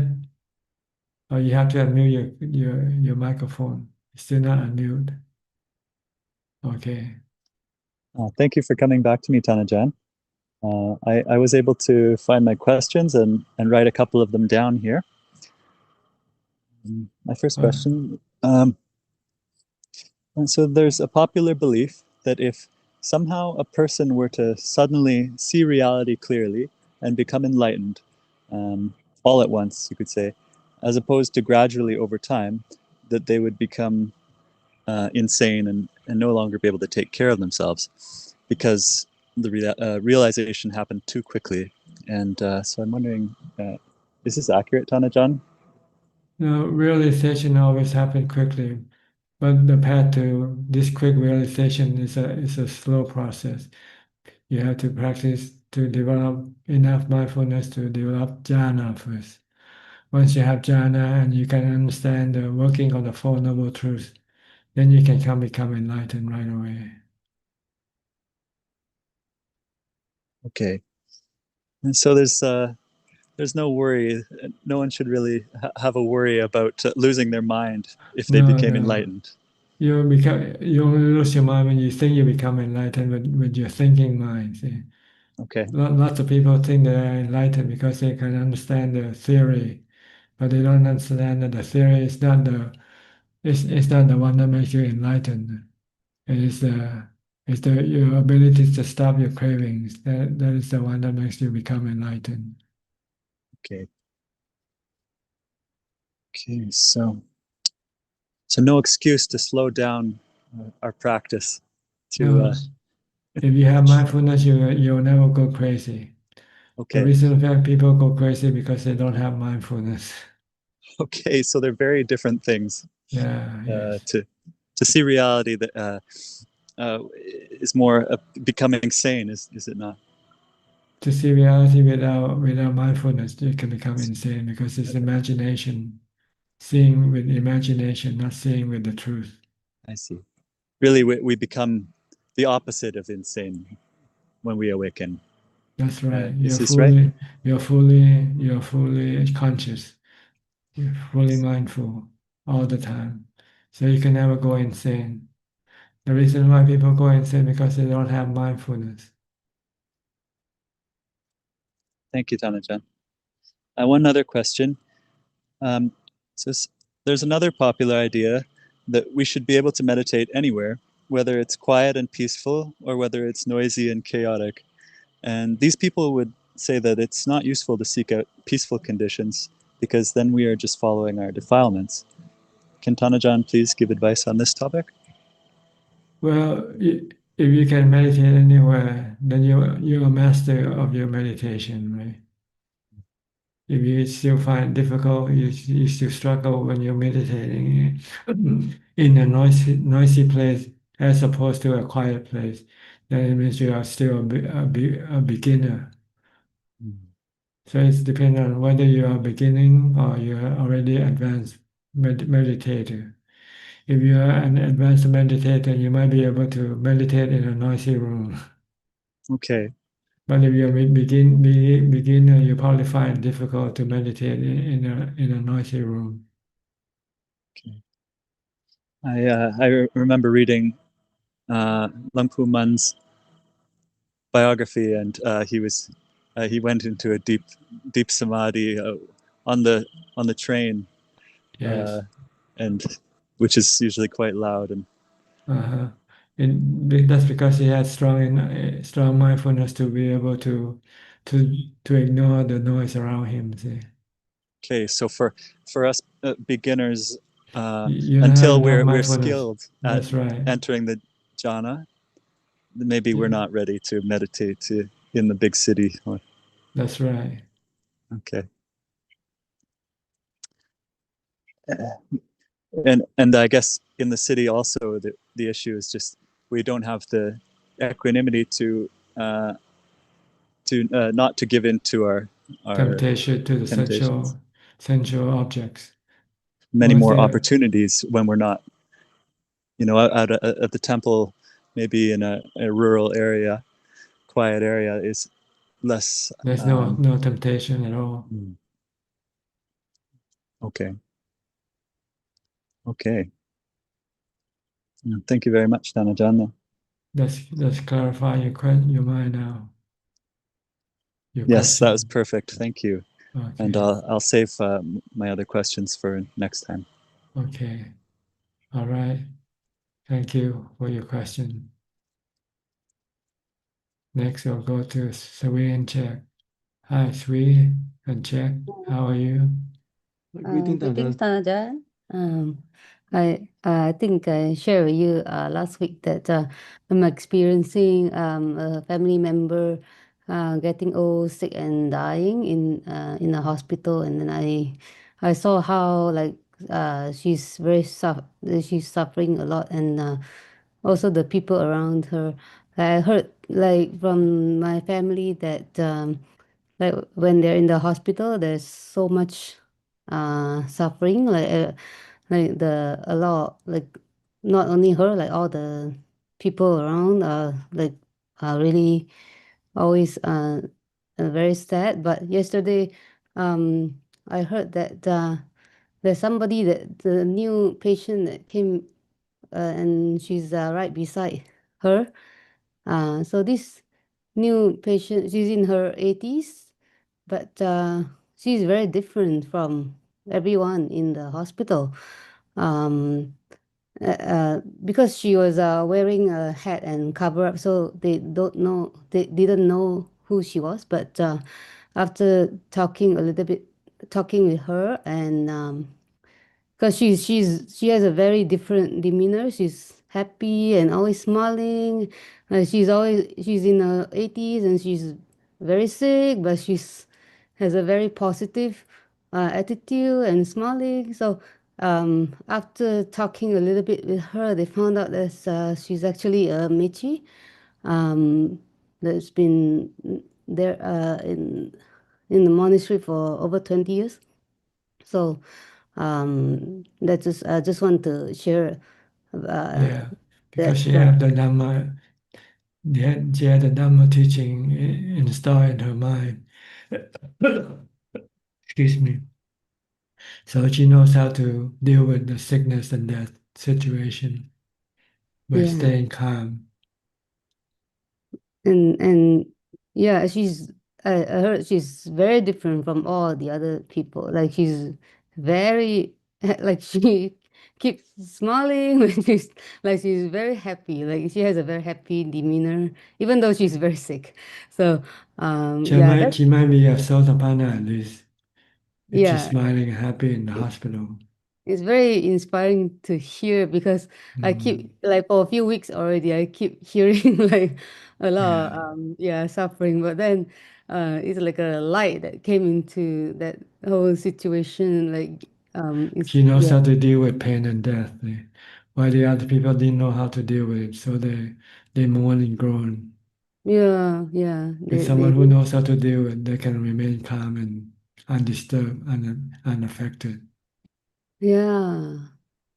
So it's really The mind remains radiant and happy. radiant and happy and like also brought happiness to people Other around people too. around, give Yeah. them support. Yeah. So I If she just could saw. do it, why could not I do, if she could do it, why could not I do it also, right? Yeah. It's the beauty of Dharma. Like I saw it's really very inspiring. Yeah. Good. You should try to do it like her. Yeah. I keep thinking I'm going to be the same as the relative who is very sick and and really suffering. It'll be my turn. Like so, I'm going to be the same, right? So, but hearing like about it's really. But you need to have jhana to remain calm like her. Mm, We have the wisdom part. We know we're going to get old and get sick. yeah. And we know our suffering comes from our craving, but we cannot stop our craving yet. So without the jhana, we cannot stop our craving and our suffering. Mm. So to So, be like so her, it's like develop a lot of jhana, oh, to mindfulness and jhana. to be like her, have to have the Yeah, jhana and then stay remain calm. calm, equanimity, Oh, not reacting to the pain or the death. oh. Leave the pain and the death alone. It's a huge contrast. The mind doesn't die. The mind doesn't get painful. It's the body that gets painful and die. Yeah. So there's no reason for the mind to mourn and groan, It's right? such a it's such a huge contrast to hear. Yeah, that's So because you know what's going on. See, you know who's dying and who's not dying. yeah. Well, oh, yeah. Okay. So yeah, you have to be able to separate the body from the mind. Oh, Let go of the mind's attachment to the body. oh, Let the body be. It's gonna get sick, let it get sick. It's gonna die, let it die. Then the mind can be smiling and happy through the body. wow. Like the Mechi, she smiles and happy through the body because her mind is happy. Oh, It's so not the body that's happy, it's the mind that's happy, and it shows through the body. Same way with the opposite one. With the opposite, the mind is not happy, so it shows through the body, mourning and groaning. oh, It's a reflection of the mind, really. The body is a reflection of the mind. oh, Because the body itself doesn't know anything, it doesn't react. Who yeah, reacts is the mind that reacts, not the body. yeah. And the mind reacts through the body. Oh.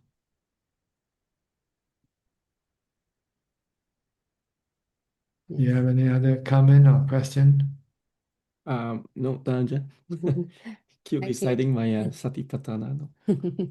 Are you ready to get sick and die yet? No, Not yet. No.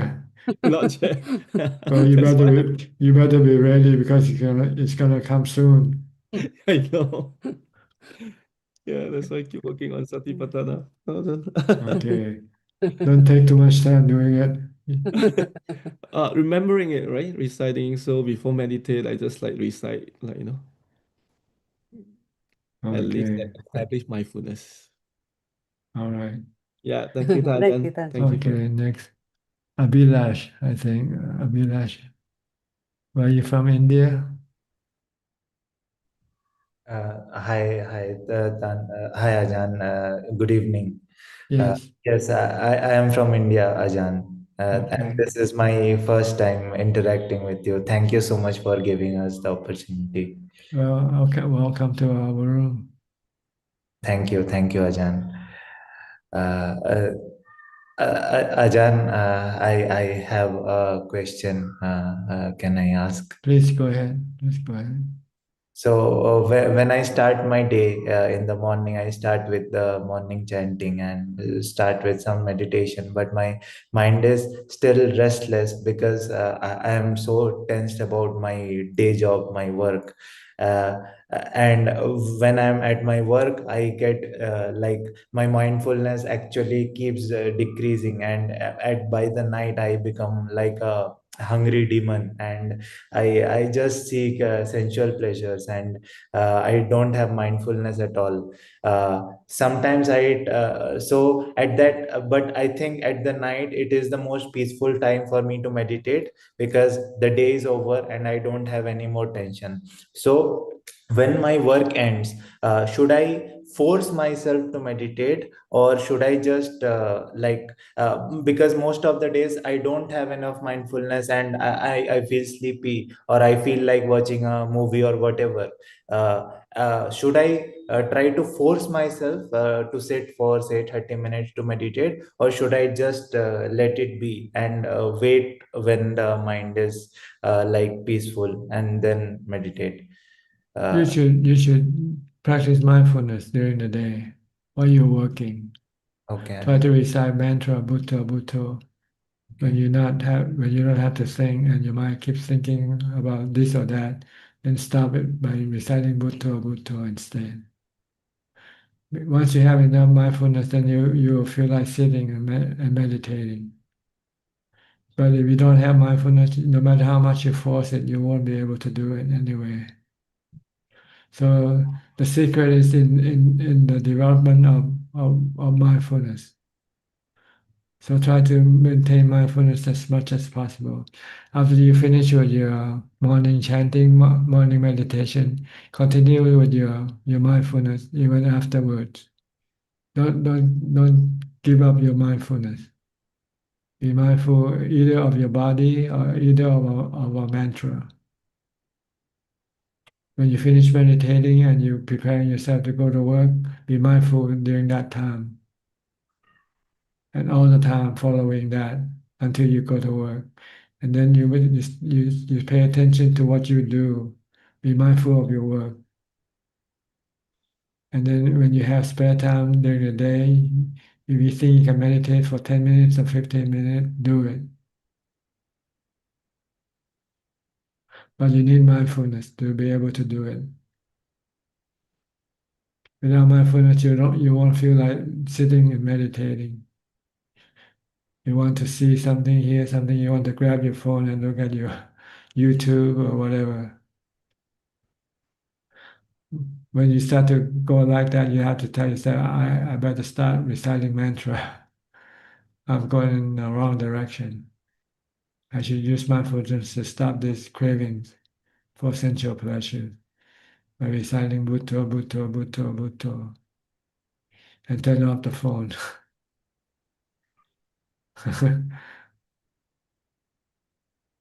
Okay. Thank you, Ajahn. I'll try doing this for this week, and I'll let you know Yeah. how I. Yeah. try to maintain mindfulness as much as possible, either by reciting mantra or by watching what your body is doing. Okay, Ajahn, I'll try. And don't think. Okay? Okay, Ajahn. All right. Thank you, Ajahn. You're welcome. Next, we'll go to Juan. Juan, do we have any more questions tonight? กราบหลวงพ่อครับ we have two question and one comment and from Intan. Hi พระอาจารย์ I would like to give you an update on my meditation practice. I've been fasting for 11 days. After 7 days of fasting, I was hungry and vomit, but I was able to keep my mind still, calm and happy, and also do some contemplation. And I slept for 5 hours a day. Thank you, Prajan. Okay. And next question from Tanik.